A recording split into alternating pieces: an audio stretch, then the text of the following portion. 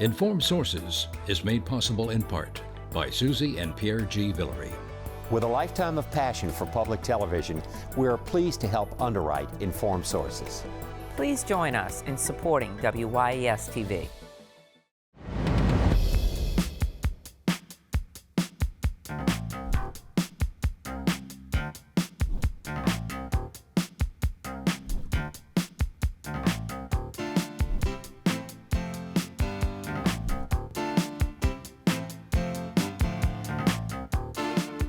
Hello, I'm Marcia Kavanaugh. Thanks so much for joining us. In a town where approximately half of the residents are renters, there's concern that an eviction crisis might be looming. That will be one of the many issues faced by the newly re-inaugurated mayor and the new city council. Overall, the new year seems to be relatively quiet politically, though as Senator John Kennedy, who is facing re-election, might say, elections are like potholes. Every time you get around one, there's another one down the road. We'll be talking about these stories as well as residential interest rates, and we will take a final look at the sometimes tortuous football season, which ended more than a month too soon. Joining us are tonight's Informed Sources, Errol Laborde, producer of Informed Sources, Roby Chavez, a communities correspondent for the PBS NewsHour, Tyler Bridges, reporter, the Times-Picayune, the New Orleans Advocate, and Don Ostrom, Channel 12's Future Watch reporter. We go over to Roby first, because evictions is something, we were just so fearful of them, with people being out of work, not being able to pay rent. Then there has been some assistance and, of course, a moratorium on evictions. How has it played out here in the city of New Orleans, and what are we going to be facing? Well, Marcia, the good news is that the moratorium, they worked. They at least put off some of the evictions that we know of. Keep in mind what this was an eviction ban that prevented landlords from evicting tenants who could not pay their rent. Keep also in mind where we were at the height of the pandemic. People were not working. They were staying at home because they were sick. Child care centers were home. So they needed some assistance to get through this pandemic. What we do know is that there's not a flood of evictions that have happened since these moratoriums have gone away, but the evictions are starting to happen. We know that in November, there was an 8% increase in evictions during that period of time compared to pre-pandemic levels. So we do know that some of those evictions are continuing. Those numbers came from the eviction lab. One of the other key components that have helped beyond this moratorium was the rental assistance program. So that was federal dollars that came to New Orleans to help people pay their rent. The city got 3 or 4 rounds of this federal dollars, $65 million. All of that has been spent, so the money is gone. We know that 21,000 people applied for this money. Only a fraction got some of the rental assistance, some 7,000 people. The city's actually requested more and just got $25 million more dollars. And so that is only expected to last the next 6 months. And so once all of these safety nets go away, we expect those eviction numbers to probably go up and have more challenges here in the city. And, as we read in the lead that Errol wrote, is that this city has a large percentage of renters, so a lot of people were really kind of caught in the crosshairs. Yeah, look, it's going to be tough to get back. We know that there are a lot of renters. A lot of people have not gone back to work. We know that rents have increased dramatically while wages have not kept up. In fact, they've decreased. And so there is a lot that needs to be done to get people back on track. And speaking of tracking, we've been tracking some of the cases that have gone there. One of the problems is the city is not doing tracking to be able to tell those folks that got the rental assistance one-time payment. We don't know if that stabilized them or they're still in trouble. We don't have any numbers on illegal evictions, so people that were being kicked out outside the court system, or just people that left their homes altogether. And so there's a lot of data that has not been taken that makes rental advocates worried that we're going to see a bigger crisis looming. And with the affordability issue here in the city, with housing, we think that there will be some problems, at least according to some of these advocates. Well, when this rental assistance was paid out, was it paid directly to the landlord? Is that generally how the program worked? So if you recall, right at the beginning, there was some problems rolling out all this money with the rental assistance. The rules were not very clear. Initially, some of the money went out to the tenants directly, and they did not pay the landlords. They quickly cleared that up with the Treasury. That now is being paid directly to the landlords. And so more and more landlords are wanting to participate in this program now that that's been cleaned up, because there was a problem with it for a while. And so landlords were not trusting the program. So, we saw and are continuing to see tenants who are having a hard time right now. It's been a real difficult situation for so many. But landlords also have bills to pay. It's been hard on them, too.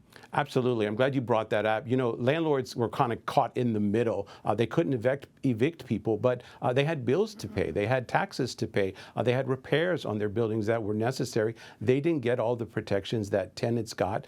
We spoke with one lawyer down at First City Court who represents a lot of apartments, and he said there are some people who are out $45,000, $60,000. That rental assistance money will not get him all that money back, and so that landlord will be stuck. And keep in mind, a lot of folks come here, buy properties as part of their retirement, and so that's their income, and so that's going to hurt a lot of people. So we'll also have to keep track of those kind of mortgage payments and whether or not there's some defaults there.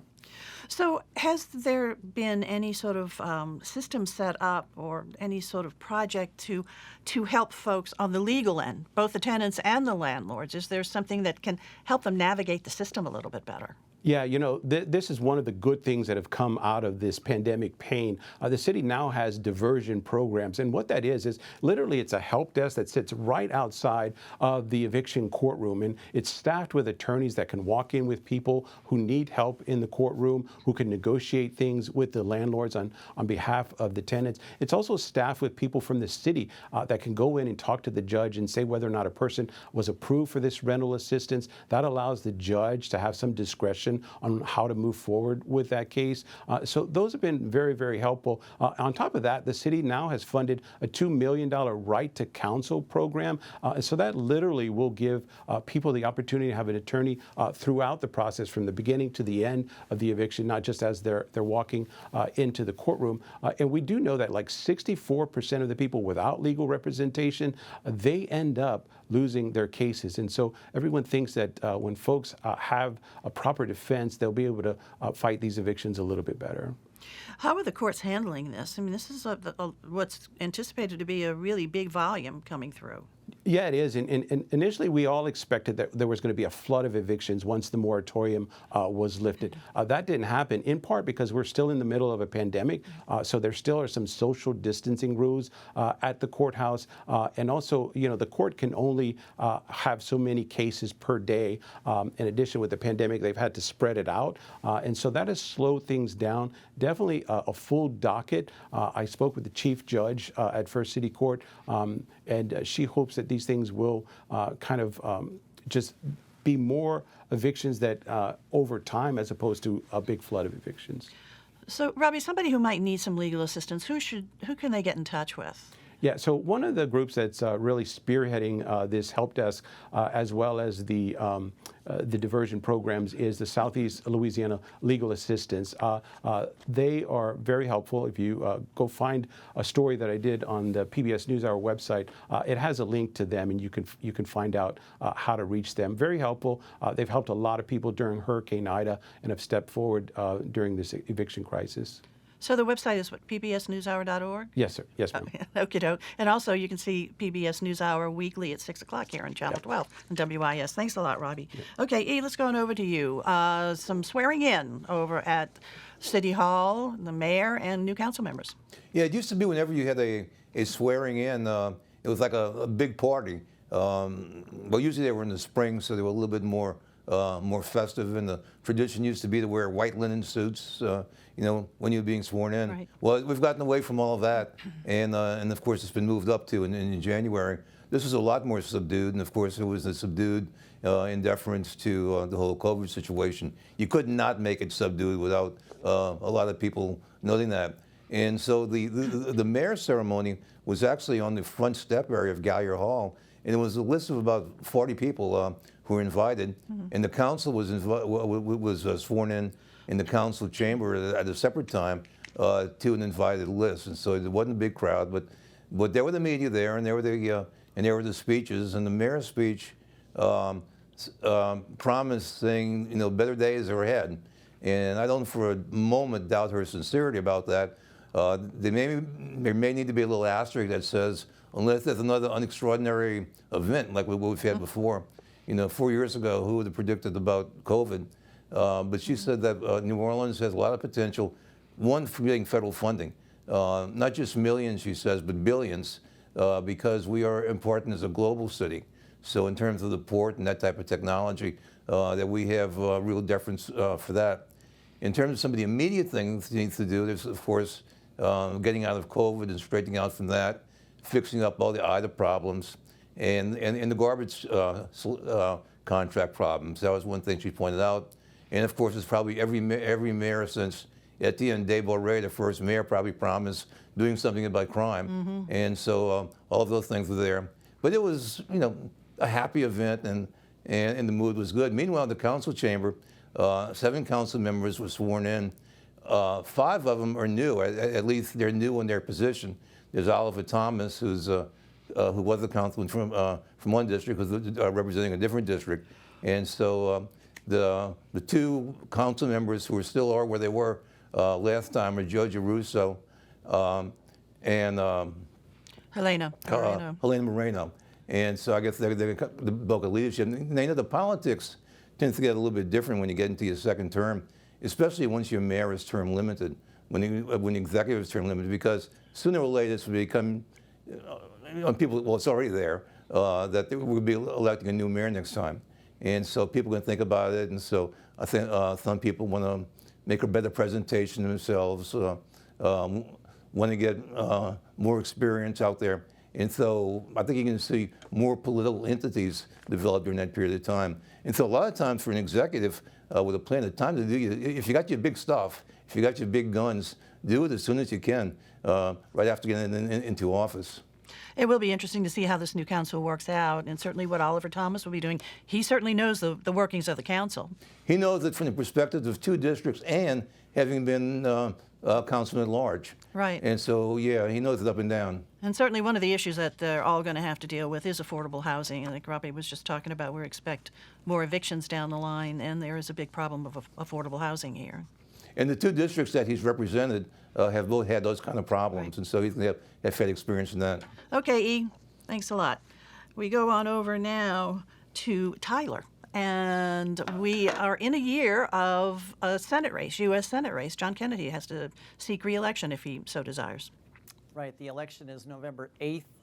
Qualifying will be in July. But yeah, Senator Kennedy is seeking a second term. He was elected back in 2016, and the national handicappers say that he holds a solid Republican seat, that there would be extraordinary to expect that he will be defeated. But there are 2 Democrats now in the race representing, I think, the 2 strains in the Democratic Party. One is a white moderate Democrat named Luke Mixon. He grew up in Bunkie, son of farmers, went on to the Naval Academy, became a fighter pilot, and he has the profile of that sort of white moderate Democrat who used to get elected to Louisiana.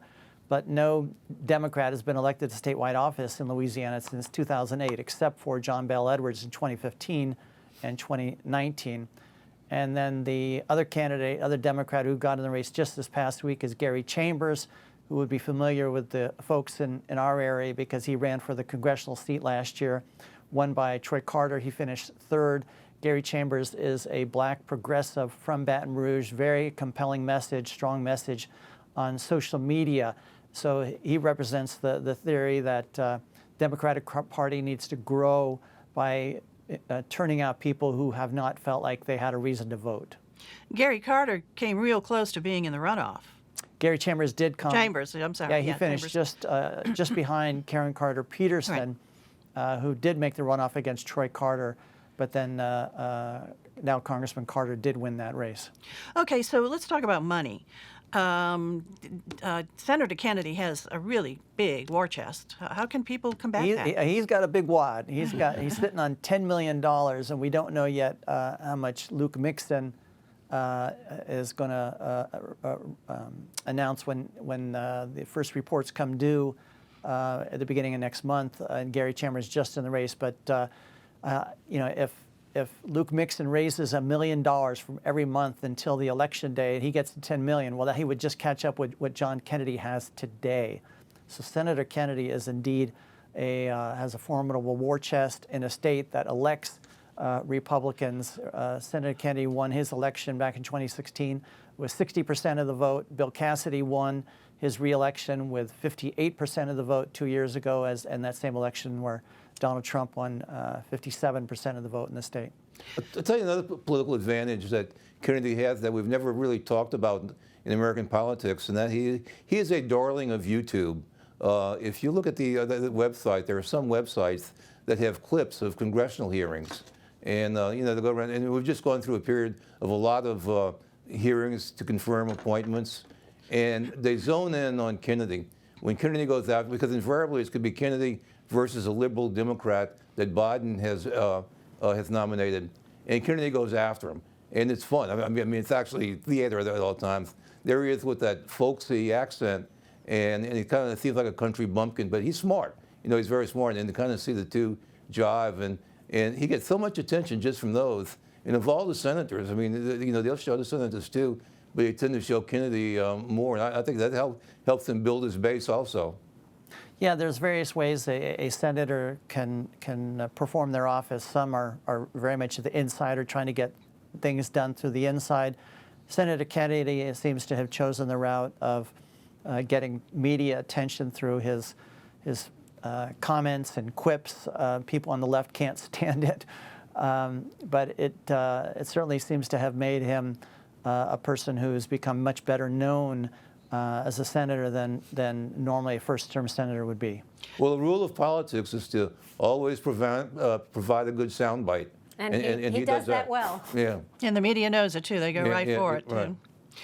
So Tyler, in terms of money raised, Chambers is it anticipated that he will get some outside interest donating, as he did for the congressional race, right? Yeah, he had a really solid figure, the amount of money he raised in that congressional campaign. He has a big following on social media. He was able to get liberals across the country.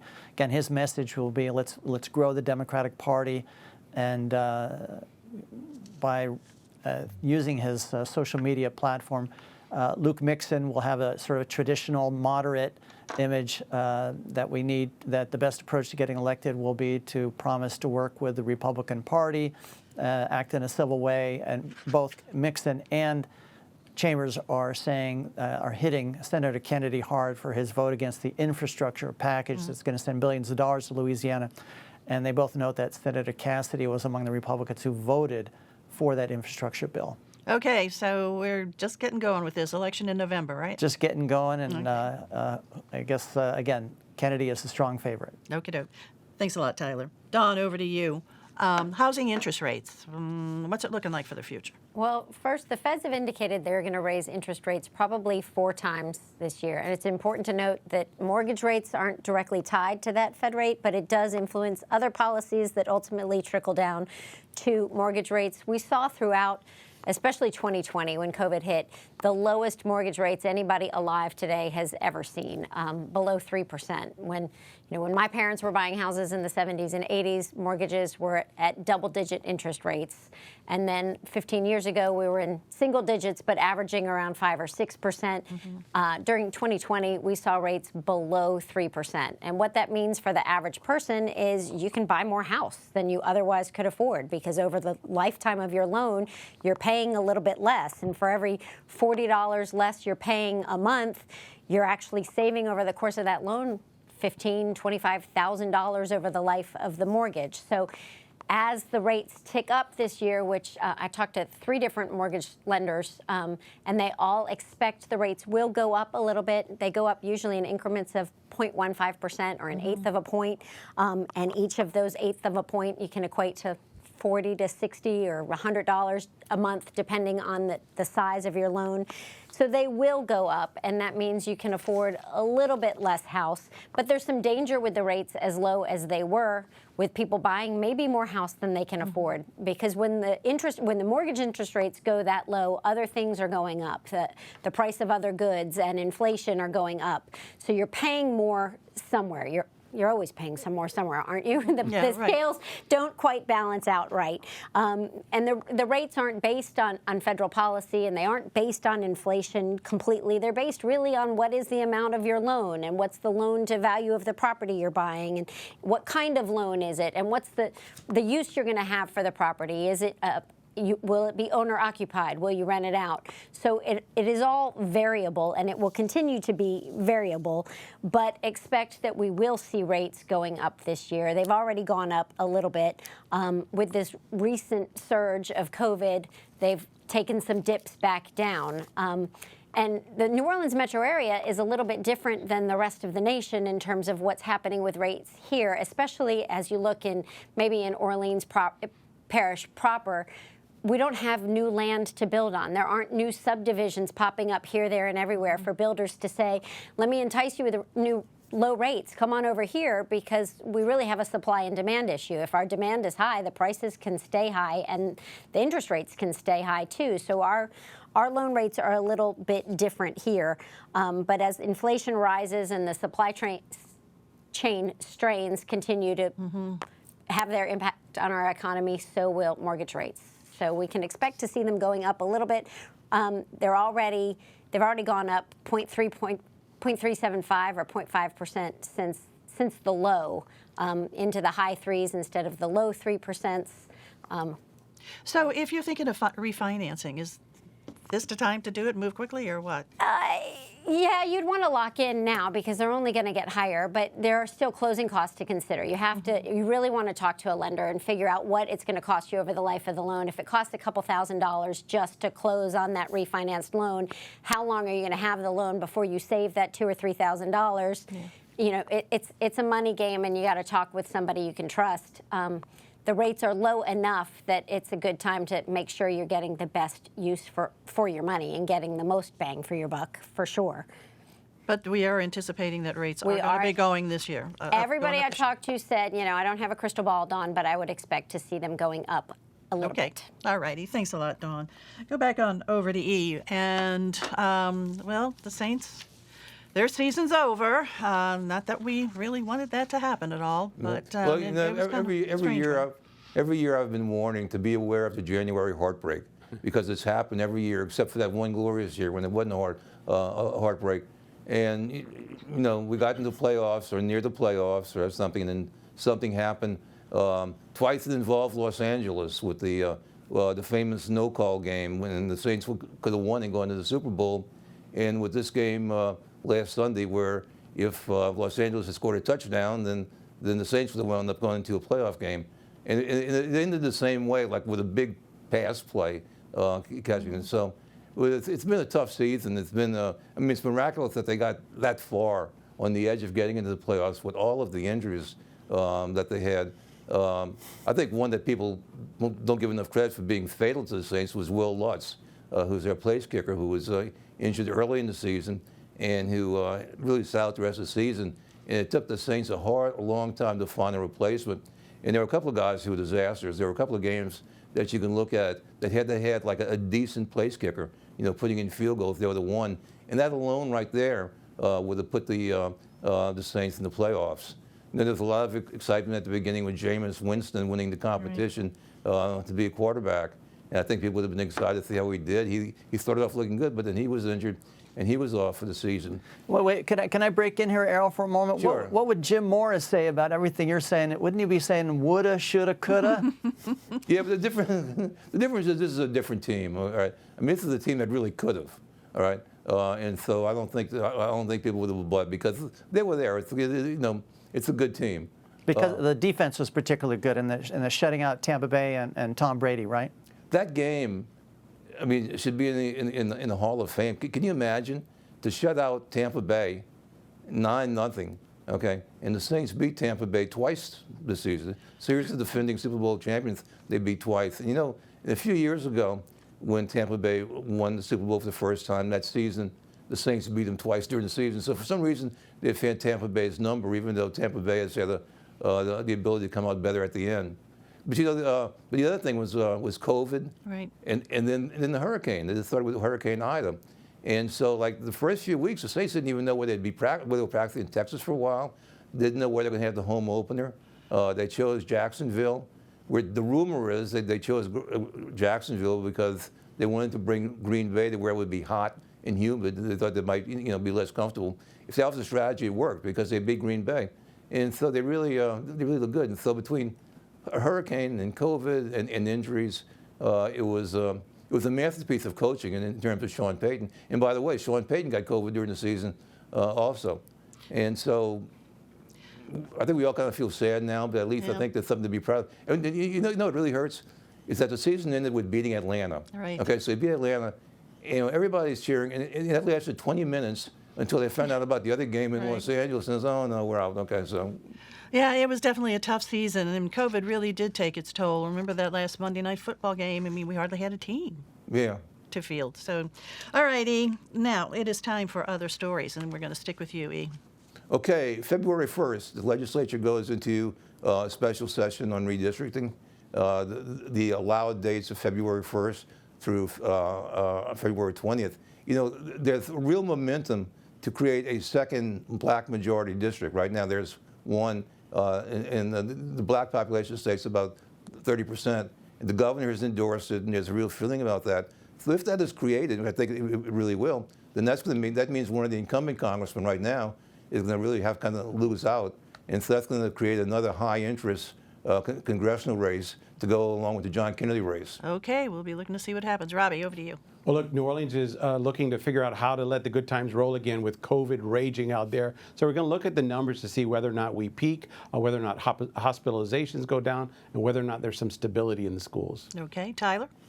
Yeah, anybody who's been down to the Riverwalk, the Hilton, that area, the convention center, there's a mural on a wall right with a big parking lot. It's called the Whale mural. And anyway, there's a big parking lot right there in between the Hilton and the convention center. And I've got a story at NOLA.com about plans by the Omni to possibly put a big hotel there on that site, which is a surprise because the plans have been to put a hotel on the opposite end of the upriver side of the convention center. But again, it's giving a little bit of attention to the whale lot. Will we keep the whales? The whales. We'll see. Whale see. Okay. All right. Dawn, real quick. Real quick, at least 4 times in the last 5 years, we've talked about will they ever refinish Magazine Street in front of the zoo, and work is underway. It is happening. It's hard to get through right now, but it's supposed to wrap up next fall. A lot of detours around uptown. Okay, guys, thanks a lot for joining us. Thank you all for joining us, too. See you again next week from Informed Sources. Have a good evening.